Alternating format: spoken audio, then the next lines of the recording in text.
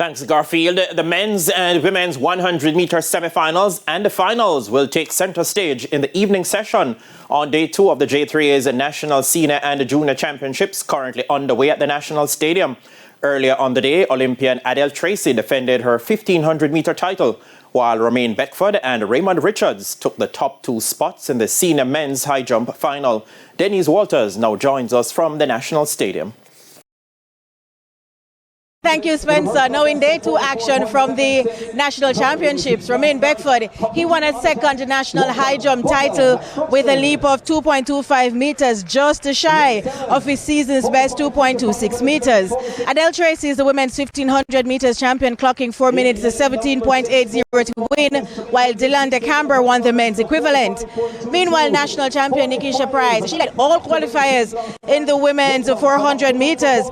After winning semi-final 1, Dejanay Oakley won semi-final 2 and is also through to Sunday's final. National record holder Rasheen McDonald, he leads all qualifiers into Sunday's final of the men's 400 meters after winning semi-final 1. Now looking ahead later this evening, fireworks are expected in the women's 100 meters semi-finals, where the defending champion Sharika Jackson in Heat 1 with the likes of World Under-20 champion Alana Reid for company. 5-time World 100-meter champion Shelly-Ann Fraser-Price in Heat 2 with Olympian Tia Clayton, while Tina Clayton will have the likes of Olympian Brianna Williams in Heat 3.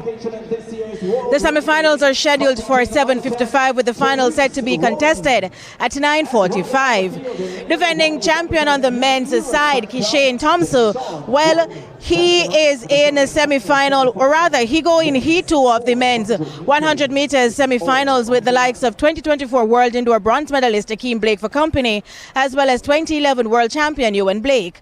Olympian Oblique Seville will do battle with the likes of fellow Olympian Brian Lavelle and former national champion Rohan Watson for company. The men's semi-finals are set to be contested at 8:15 p.m. with the final scheduled for 9:58 p.m. I am Denise Walters reporting from the National Stadium for TVJ Sports.